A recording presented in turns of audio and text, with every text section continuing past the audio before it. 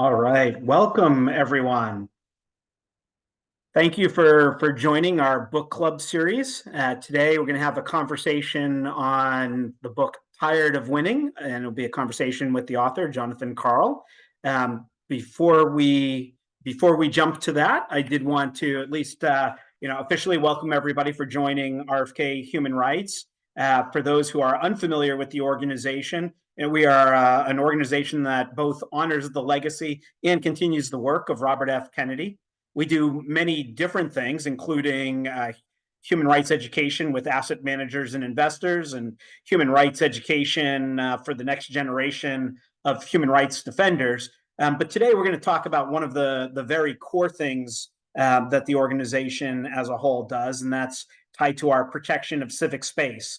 And simply put, civic space is protecting and holding governments accountable for upholding laws, for protecting their citizens, for allowing the engagement of the citizenry, in political discourse, in political activity, in political influence.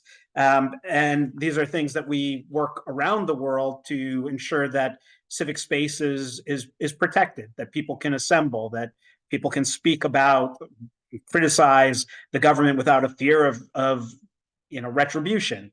That requires an open press and ability for communication. It requires commercial and legal systems that are free from discrimination and that promote equitable treatment and engagement for resource access.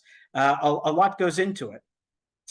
But as we've seen in Myanmar and Venezuela and Russia, Uganda, but also in democratic spaces like India and Mexico and South Africa, there is a tremendous push by different entities and different players and different contexts and circumstance to encroach on the access for civic space and the protection of civic space. So it's kind of against that global backdrop that we're going to have a conversation today. And our speaker is Jonathan Karl, who many of you will know as the chief Washington correspondent from ABC News. But Jonathan is not only the chief correspondent for ABC, but also a co-anchor of This Week.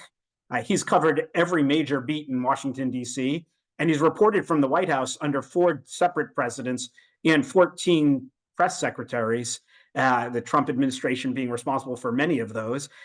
He is a former president of the White House Correspondents Association and is the author of Front Row at the Trump Show, Betrayal, and Tired of Winning, all of which were instant New York Times bestsellers. So with that, my pleasure to welcome Jonathan Karl. Hey, thank you for having me. Pleasure. Well, I think to get us started, we'd just love to hear a little bit of the background. I know you have a history with writing about the president, but kind of what led you to the Tired of Winning and the kind of the context, and then there's a whole bunch of questions that Sure. we have, and then we'll make sure that there's some time at the end for any of the audience questions that are submitted via the chat. But to start us off, would love to just hear a little bit about how you got to this particular book and what kind of how that fits in the context of today. Well, I would tell you my day job is television, anchoring This Week, being a White House correspondent, being chief Washington correspondent, all of that. But by far the most important work that I have done in my career as a journalist are these 3 books. I didn't set out to write 3. I set out to write 1. And that first book was Front Row at the Trump Show. I wrote it while Trump was still in the White House. It came out just as the pandemic was starting and every bookstore in America was closed. But I wrote that book because I had a unique relationship with Trump. I had known him since the 1990s when I was a reporter for the New York Post. He was actually a pretty decent source back in those days. Never by the name Jonathan Barron. He actually usually went by Donald Trump, or sometimes as a source in the Trump organization, which was always a unique formulation. But I wrote that book because I wanted to describe what it was like to cover that campaign. I did the first network interview with Donald Trump of the 2016 cycle. It was back in 2013. It was a good 2 years before He rode down the escalator and launched that campaign. And I wanted to convey to the world what it was like to cover somebody who I both knew very well, had tremendous access to, but who had declared me and my colleagues an enemy of the people. And I thought that would be it. Then the pandemic hit, the election of 2020, and his efforts to overturn that election. I said I needed to write another book to document for history what I had just witnessed, knowing that I had a unique access, both to him still, even though it was very much an adversarial relationship in a lot of ways. I still had a tremendous amount of access to him and to the people around him. And I had watched, frankly, in horror, the events of 2020. And I felt it was important before there was any revisionist history going on to document what I saw. So I signed the contract to write my second book on January 4th of 2021. As you recall, 2 days later, the world seemed to change yet again.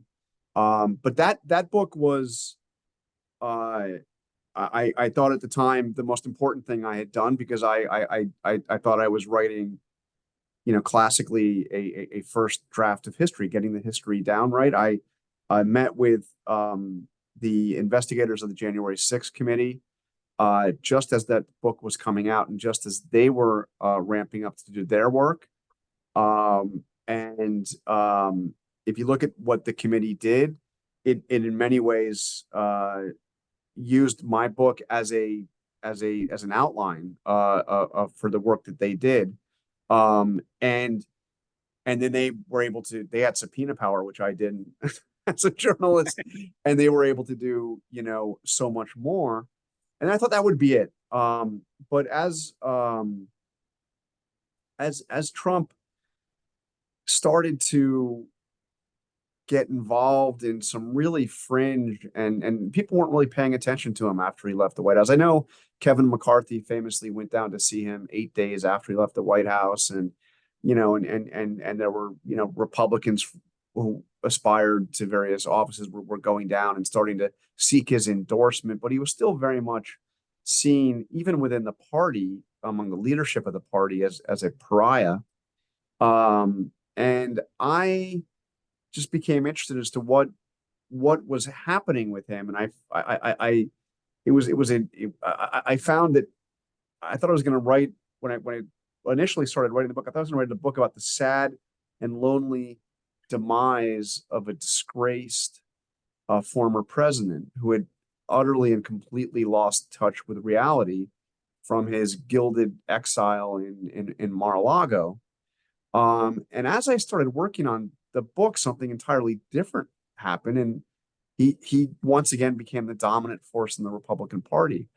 So if I wrote my first two books as kind of a what's it like, documenting the history of a horrific series of events, this book, in many ways, I wrote as a warning, because as I saw him reclaiming his position as the dominant force in the Republican Party, it seemed to me that very few people really understood what that meant, including many of the Republicans who were now cautiously re-embracing him.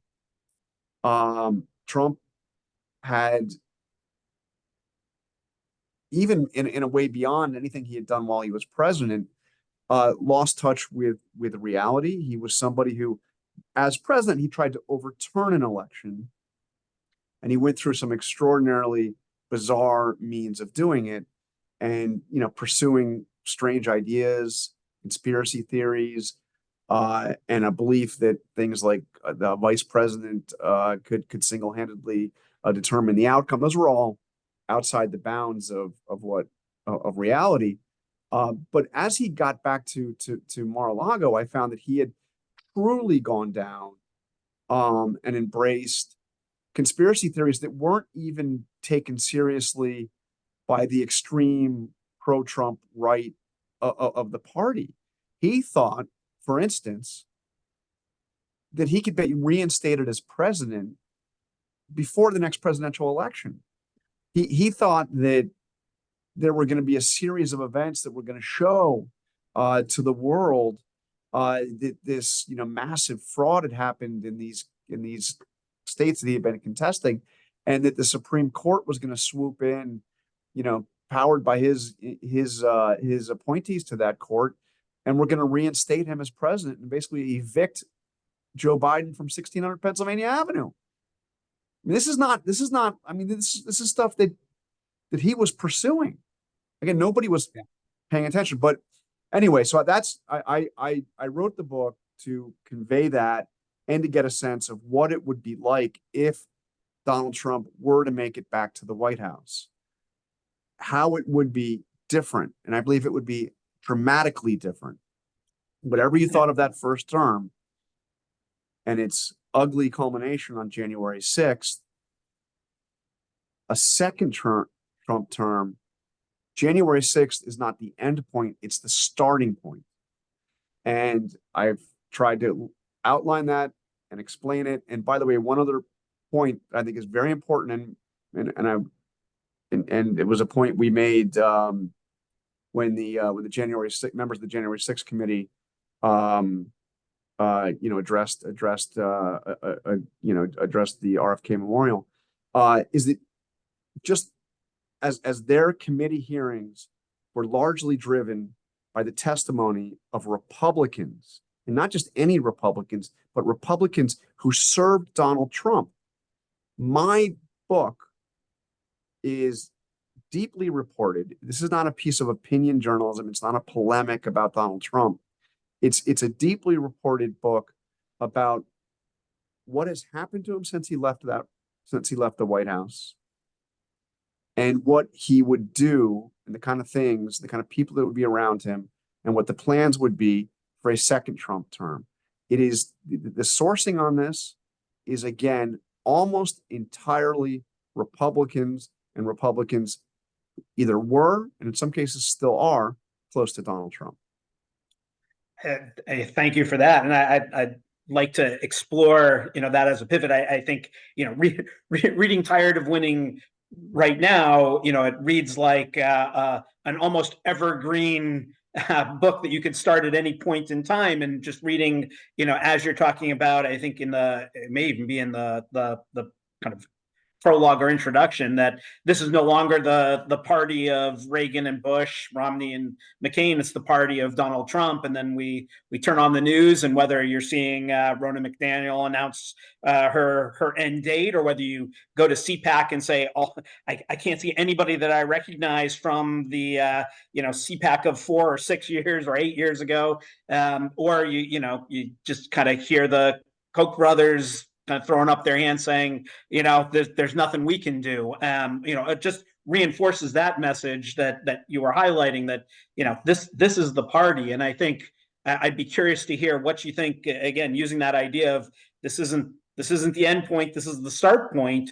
And we're kind of now in a very different place that's going to involve, different people. And again, that line that you use for, introducing, I think, chapter 1 around, come retribution, and that the starting point now includes a whole list of grievances and targets, which, again, as RFK Human Rights is kind of very aware, one of the number one kind of drivers of civic space encroachment by government is often the kind of evening the political score against perceived wrongs or opposition parties or the like, and that the power that any sitting government has to be able to use the levers of power to really silence dissent, to teach people lessons, to kind of score settle, is extremely significant in every government. But it's now something we've been all but promised will be part of a second Trump administration. And I'm, again, kind of curious as to how you would see some of that playing out, both at the Republican Party level, as well as, kind of in this kind of cabinet and policy universe. I think it's such a good point. The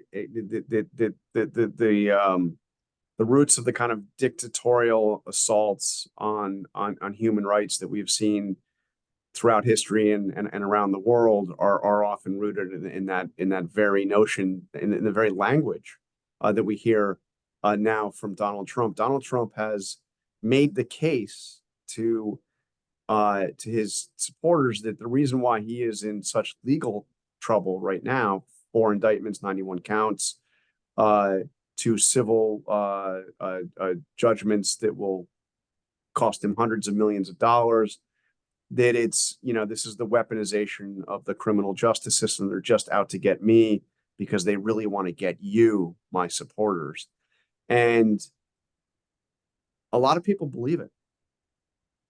A lot of people believe it. So when he talks about a campaign that is now rooted in the idea of retribution, I am your retribution. We're going to root out and annihilate and utterly destroy the people who have done this to us.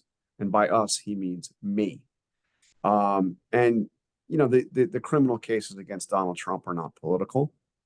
As I outline in the book, when he says this stuff to his supporters, none of them out in the audience has stolen classified documents from the White House and defied subpoenas to return them and tried to cover up his actions. None of them tried to pay off a porn star to cover up an affair in the midst of a presidential campaign. None of them worked systematically to overturn a presidential election. Some were literally attacked the Capitol and have their own legal troubles, but that's different than the thrust of Jack Smith's case against Donald Trump. But the rhetoric is frightening. Because what does retribution mean? And we've seen ample evidence that Donald Trump believed that his attorney general should be his Roy Cohn, should be his personal henchman to go after and destroy his enemies. He wanted to use the FBI to help overturn the election, and he had no relationship with Christopher Wray, the director. And I recount this in my book. So we tried to go around Wray to go to the director of national intelligence, because Trump remembered from one of his briefings somewhere that, wait, the DNI, they've got all these agencies. FBI is under that, right?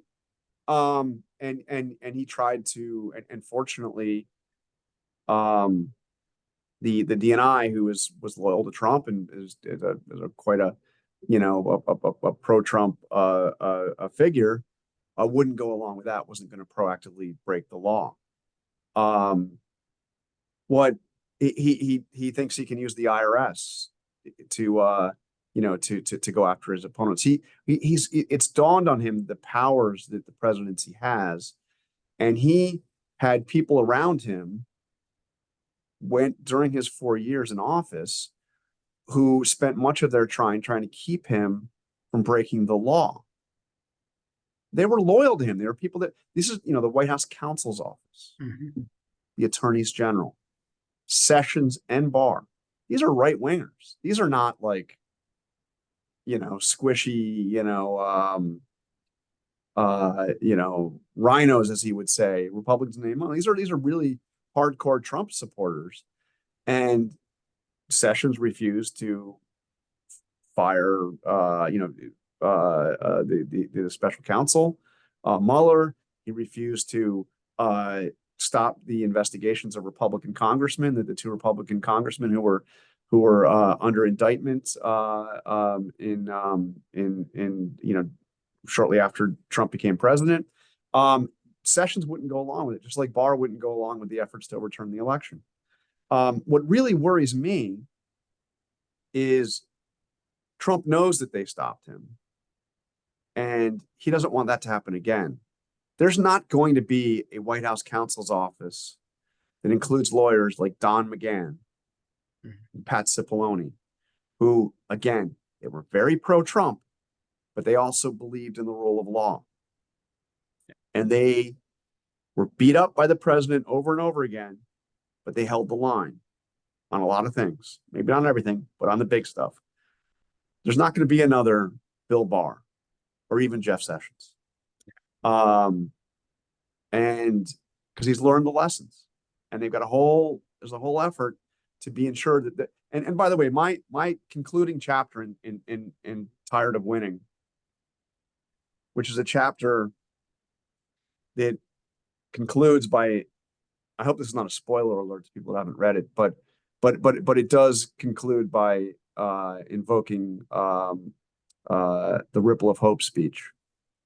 And it also has a rather lengthy discussion of profiles in courage. Yeah. And a look at those Republicans who did what to stand up to him and to what he was trying to do. And it also talks a bit about profiles in cowardice. And I think that was one of, Betrayal, which was the book I wrote immediately before, ended on a degree of hopefulness, because I saw that there were good public servants who had nothing in their background that would lead you to believe that they would suddenly become, courageous and standing up to the most powerful person in their party, but who did. The entirety of the leadership of the political leadership of the Department of Justice, working in the Robert F. Kennedy building, by the way, who on January 2nd made it clear of 2021, made it clear to Donald Trump that they would all resign en masse, making the Saturday Night Massacre look like nothing. They would all resign en masse if he had tried that last maneuver by Jeffrey Clark to take over the Justice Department and to use the power of that department, the vast power of that department, for the political aim of overturning, the illegal political aim of overturning an election. They stood up, all of them. The only political appointee that didn't was Jeffrey Clark, who was going to be the one leading the coup at the Justice Department. There were Chris Liddell, a guy, most people won't know his name, but he was put in charge of the transition, a transition Trump was adamantly opposed to, and, worked very quietly. I called it kind of a clandestine operation out of a small room in the second floor of the West Wing, to ensure that the transition to Biden would happen in a smooth a way as possible. These were, these were actually none of these. We could mention Mike Pence refusing to go along with the insane idea that he would overturn the election. These were ordinary actions. These were people that were simply refusing to break the law. Yeah. It wasn't, but in the context of what was happening, these were true profiles in courage. Again, the concern. Yeah, I think you Trump too. I think you highlighted it powerfully with the Sam Houston example, and though people may not be kind of familiar with the Kansas-Nebraska Act, just the kind of willingness on principle to self-sacrifice in the kind of the name of a position that kind of there was a belief in it being right for the country, it being right overall, and I think that kind of captured it, and also highlights the kind of the threat of a second Trump administration being fundamentally different than the first, because that simultaneous retrofit of the party. So there is no Adam Kinzinger, there is no kind of true principle driven opposition that is going to be kind of very visibly there, and then the understanding of what it takes and what needs to be changed in the executive branch itself to ensure that, again, some of those roadblocks and hurdles that might have been viewed as inherited challenges look different. And I think really a question that totally fine if as a journalist you want to say that's somebody else's purview, but why do you think that there is the level of popular support, kind of given that if you talk to most Americans about what they kind of what they value, you get a picture that's something different than what Trump has kind of presented. I understand the elements of anger and other dynamics that may have some alignment, but generally speaking, people are looking for kind of a set of things that are consistently principled in how government operates, and yet there's such a huge tranche of dedicated support and of certainly a large middle that seems to not be so exercised that they are going to kind of take issue. And how do you how do you see the American public and kind of why and where they are within the kind of Trump world today? I think there are two elements to that question. One is, the people that have come to fervently support him. Why is that? And then the second question, which you alluded to, is why is there such a big chunk of the population that seems unconcerned about the fact, that he may come back, and that doesn't really see that as a big deal. It's not that they support any of that stuff, but they're like, they don't see the what's the big deal. So in the first case, I mean, it was Trump in January of 2016 who famously said that, these people would be with me even if I shot somebody on Fifth Avenue. He sensed the fervence of that support. It predated his time in the White House. And, he is a master snake oil salesman. I mean, he is he convinced people that he was, I think one key element of his appeal back then, which then enabled him to build on, was this myth that he was the greatest businessman in the world, that he was the most successful, greatest. He had accomplished all of this, and now, out of the goodness of his own heart, he was going to leave the lap of luxury and serve the people and do for America what he had done for, the Trump organization. And he was going to hire all the best people. He was going to go and get these, all these Wall Street killers and all these people that had done all this, and have them do it on behalf of America. Now, obviously, that turned out to be a myth.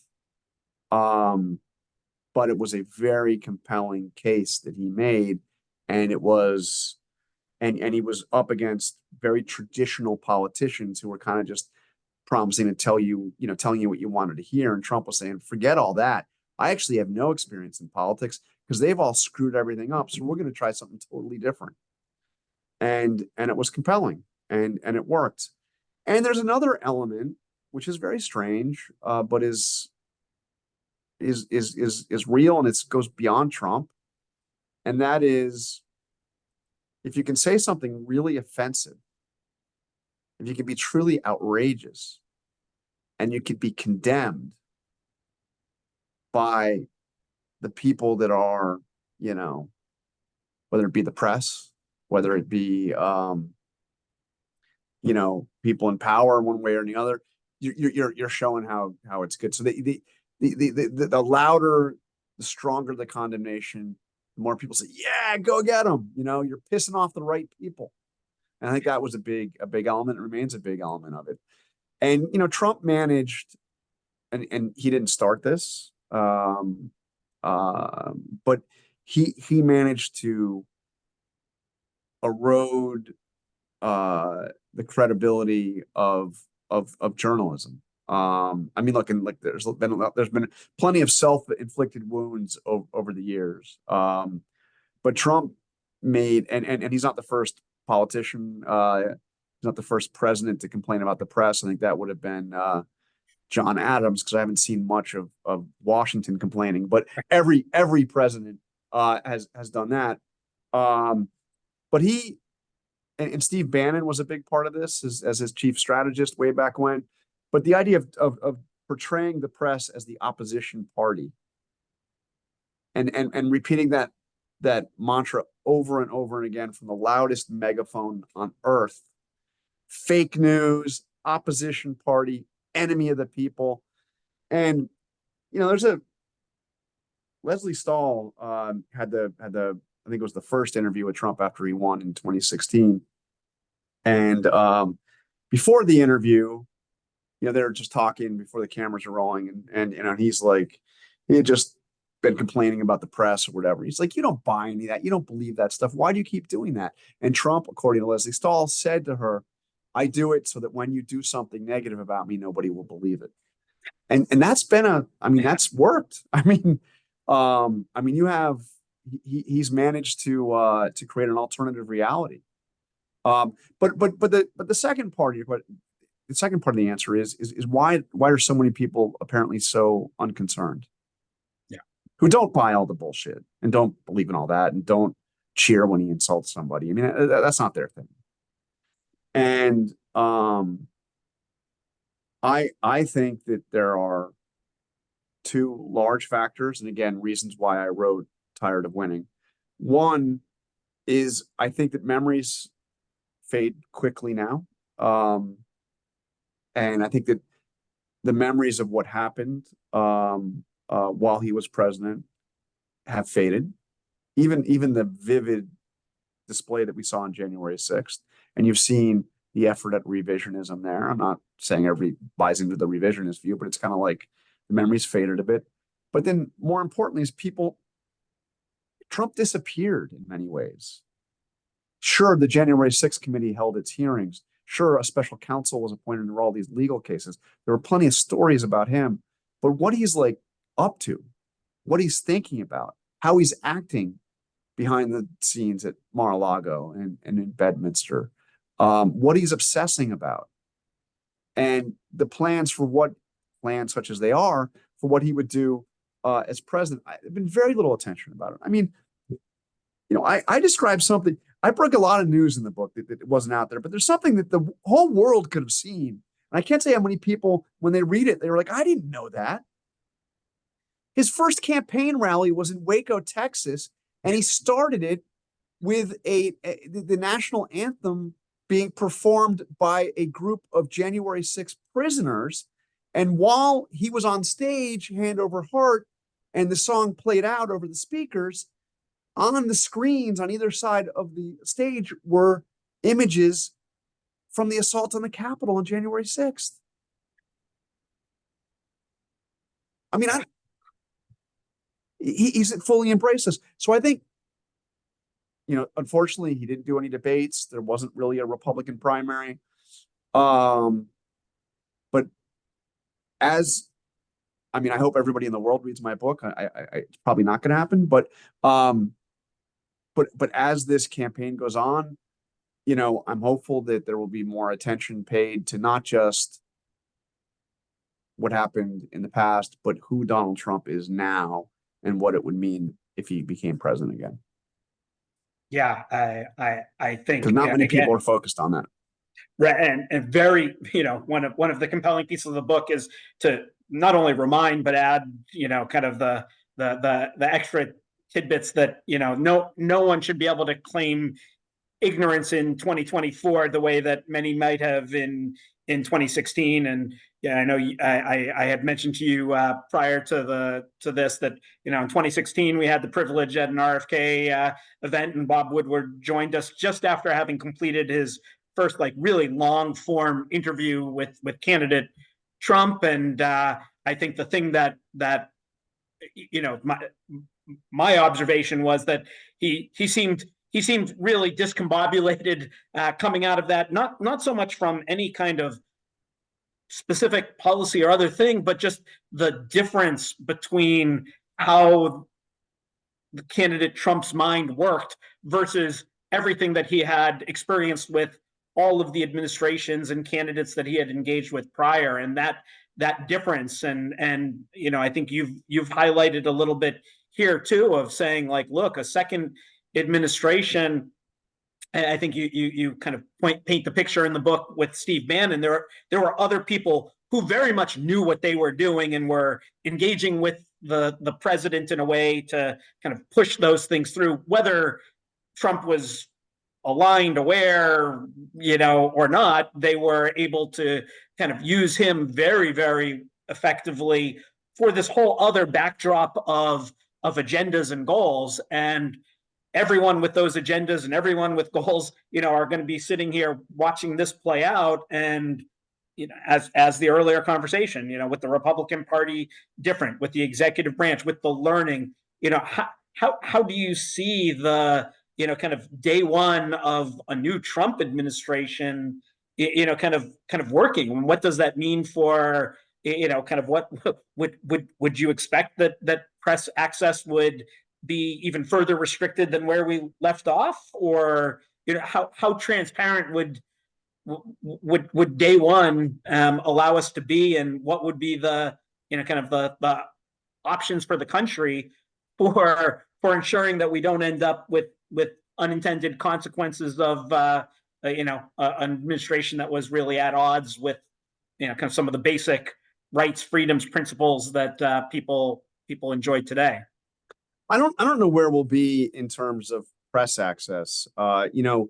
Bannon and Sean Spicer and others had a secret project to throw the press off Air Force One, and to throw the press out of the West Wing of the White House, to still have a briefing room, but put it across the street, maybe up by Decatur House, or in the EEOB cross West Exec, just to move them further away.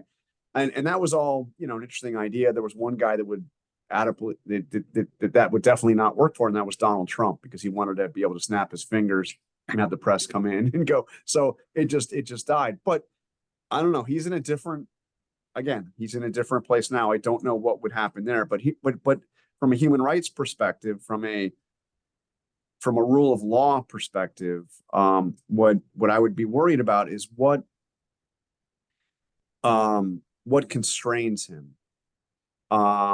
Even in those chaotic first days where they were trying to institute the travel ban, and then they were issuing these executive orders that were written all haphazard.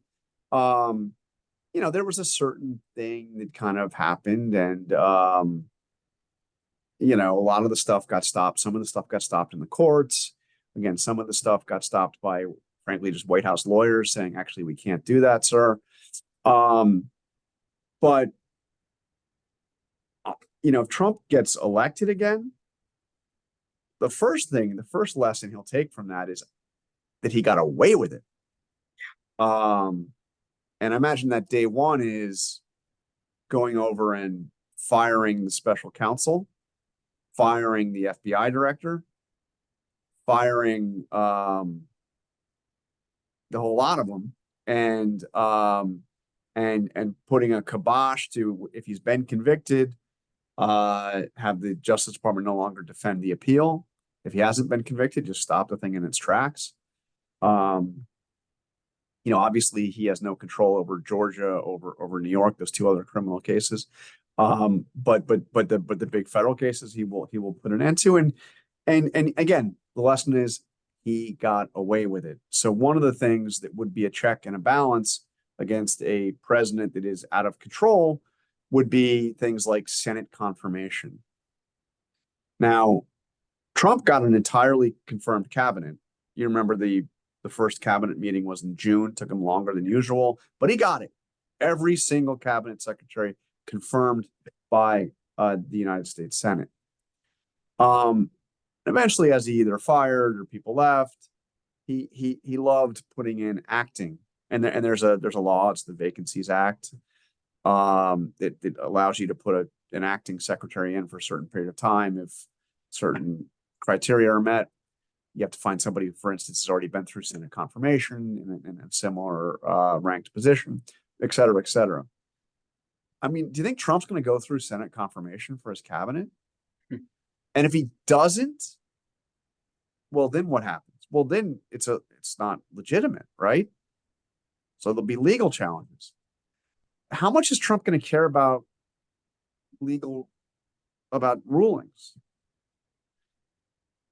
And then sometimes people are saying this stuff like out loud, but let's say it goes all the way to the Supreme Court. No, you can't do that.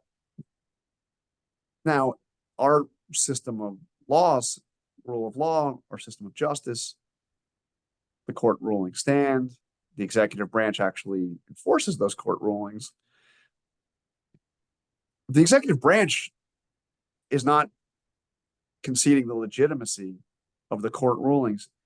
The Supreme Court and what army is going to enforce them? Yeah. Donald Trump is positioning himself as a president that is counter to the rule of law. So what are the constraints? I've mentioned before, one constraint that will be gone will be, the kind of people that kept him in line, because he doesn't want those people. There'll be loyalty checks at the beginning of the administration. They're talking about ways they could fire civil servants, not just the political appointees.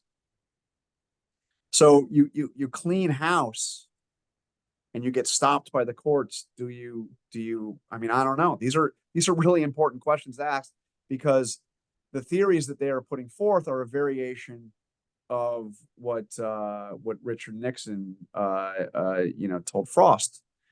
If the president does it, it's not illegal. Yeah. That's basically what he's doing now. Let's face it, that's what the immunity case is. That was just, an out of his mind Richard Nixon out of office, saying to a British interviewer. Trump is going before the highest court in the land, saying that a president is above the law. Yeah. And I'm going to pivot us on that frightening thought, but I know it's one of the reasons that you and I both would love for many of the people who may not feel like they need to read your book to read it, because I think these are some existential threats associated with the upcoming election that, as a nonpartisan organization, it's not about the party this or that. We honestly, as RFK Human Rights, are not, kind of oriented around the kind of the structure, but on what happens to this country, and, having rule of law and kind of the things that make the United States government function differently than the Haitian government. There are things that you don't have to look very far to see what happens on a slippery slope, where you start to, kind of become incensed, or once one of these pegs is pulled out. And again, I know that's part of your point, is not that it would be deemed legal, but deemed illegal, but with an executive branch that doesn't give a crud about whether or not there's a ruling, is going to de facto put you into a similar spot. So with that, I do want to go to some audience questions. We've had a number, but one that I think may be of unique interest is somebody noted that when they were visiting Franklin, Tennessee in 2015 as part of the press associated with the campaign, and saw Trump speak there, and kind of noted that that Trump is much more comfortable speaking to his MAGA crowd, and kind of played to that. But this individual was then wondering, he noted that in a recent speech, Trump began with "if I become president," rather than more customary "when I become president," and whether that language was reflective, and this may be wishful thinking, but whether that was reflective of some insecurity, or whether that is just kind of a language difference that has no deeper significance. It's a really good observation. You're asking about seeing Trump in Tennessee in October of 2015. And look, I don't think he thought he was going to win. I think this was initially, kind of a way to get attention. Maybe boost the demand for another season of Celebrity Apprentice, which he had made a lot of money from. Just get out there and be in the middle of it all. Yeah. And I saw that in the Oval Office in November of 2016, 2 days after the election. I think it was November 10th. And it was the one and only time that Donald Trump and Barack Obama were in the same room together, unless you count the 2011 White House Correspondents' Dinner, when there were 3,000 other people in there as well. But this was their face-to-face meeting 2 days after the election. Obama invited him, and they met for about an hour, much longer than was expected, one-on-one, no aides in the room.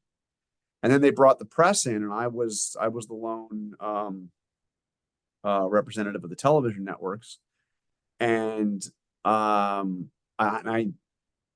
many times looked back at the pictures I took during this time, because I had my camera with me, of course, and looking at Trump. It was the only time I had ever seen him where he wasn't the center of attention, where it wasn't his meeting.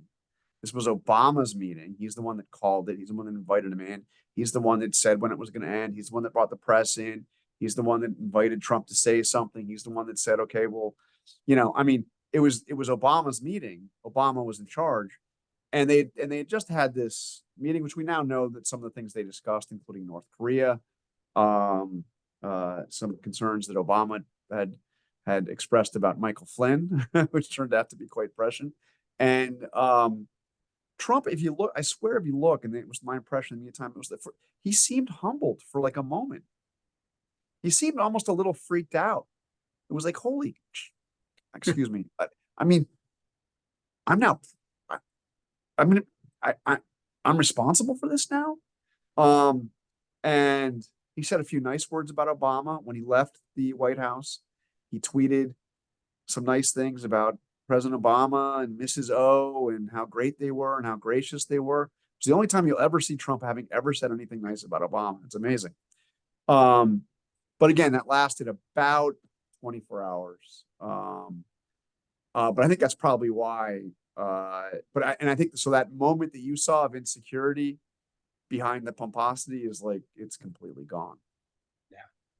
One last question that came in was asking about the demographics for this upcoming campaign and the role that Black and Hispanic voters will play, and whether or not that's something that Trump will appeal to. Can he win without those votes? Are there what's your thought on the kind of match between kind of voter demographics and the Trump campaign? Well, I mean, one of the remarkable things about Trump was that doing better among Hispanic voters than Mitt Romney, than John McCain, a guy that, like, the way he talked about Mexico, the way he talked the way he talked about immigration and deportations and all of that, he did significantly better. He won, he won Florida, and he turned Florida red by doing, extremely well among Hispanic voters. Part of the strategy, and it was something that even Trump can understand, he's not particularly strategic about this stuff, but he has a sense, was to take as hard line as he could possibly take against Cuba and against Venezuela, knowing those blocks of voters in Florida. I outline, Trump actually at one point pushing his national security team to come up with war plans for Venezuela to get Maduro out of office.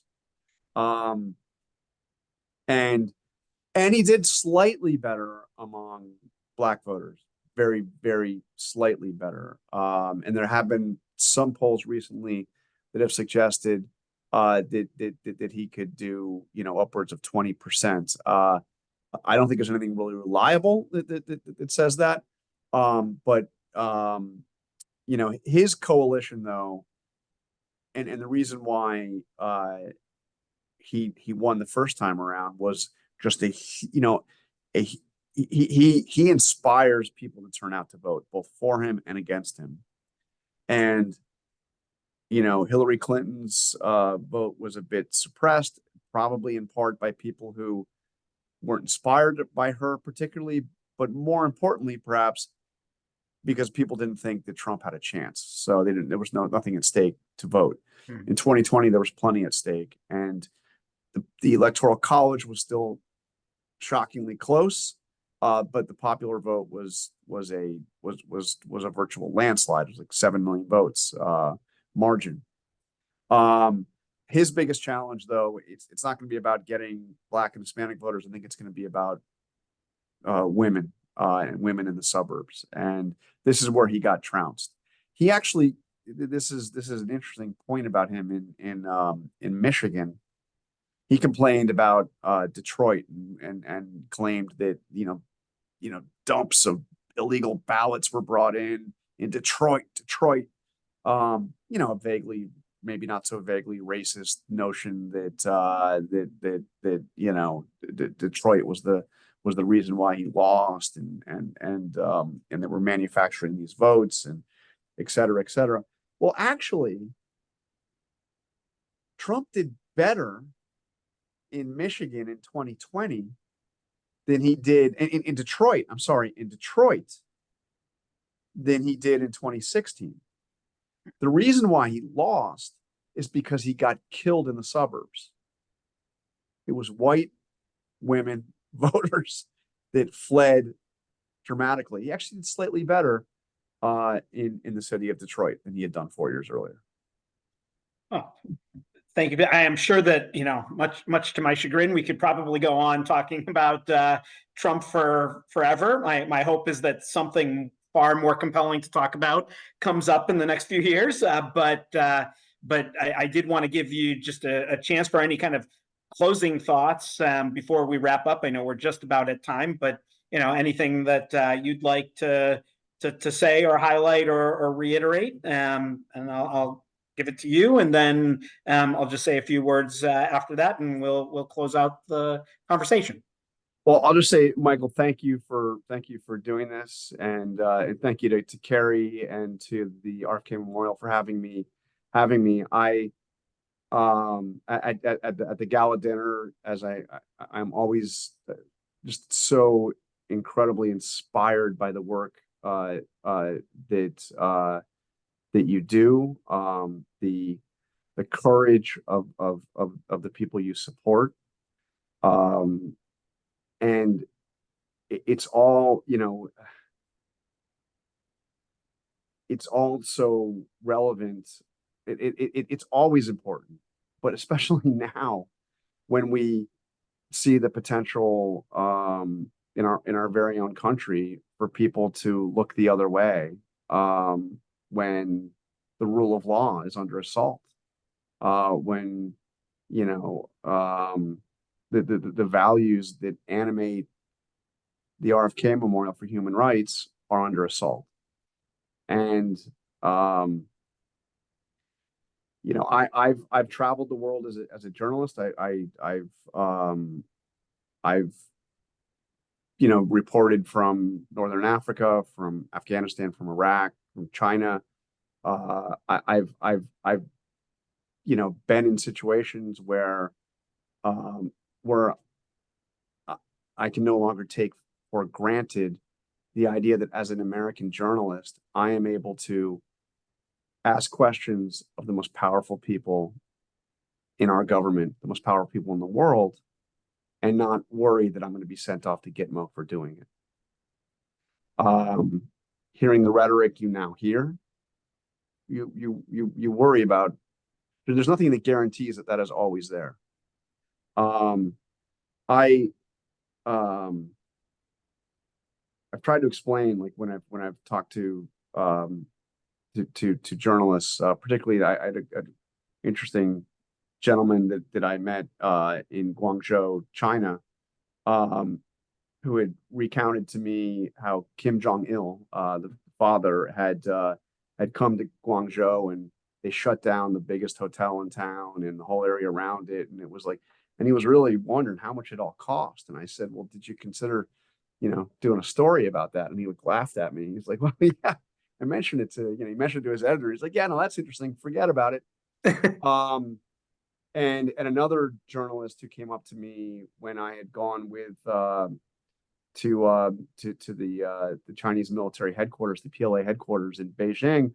I was traveling with the head of Pacific Command, guy named Admiral Keating, and he had met with the top, the top military leadership in China.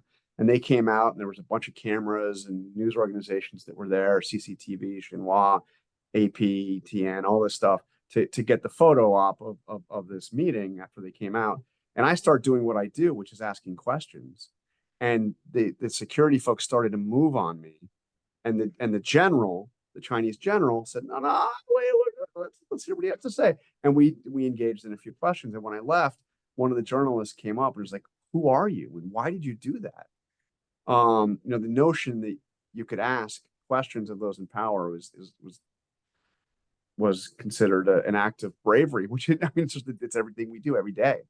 So it's incredible. So anyway, long way of saying, I really appreciate you giving me the opportunity to come on, and I really appreciate the work you all do. Well, thank you so much, and thank you not just for joining us and for the conversation, but also for supporting the journalism and the kind of the sharing of transparent information that is essential to any functioning democratic country. For those in the audience who haven't had a chance to read the book, or for those of us streaming online, Tired of Winning is available at all major sellers. If you're looking for more information about RFK Human Rights, please visit us on our website or on social media. And in a short while, on May 21st, we'll be holding the 2024 Book and Journalism Awards. And so for those interested in kind of the journalism background, everything from high school all the way through political cartooning, it's a very kind of robust ceremony acknowledging some of the major contributions over the course of the year. And if you're not available to join us for that, please think about joining us in April 24th, where we'll be highlighting our next book club meeting. The book is Poverty by America, written by Matthew Desmond, a former book award winner. But again, thank you to the audience, and thank you to Jonathan for joining us. And if anybody has lingering questions, please forward them to me through the chat or email, and we'll figure out the best possible way to get you an answer. But thank you again for joining us, and everyone have a pleasant day. Thank you.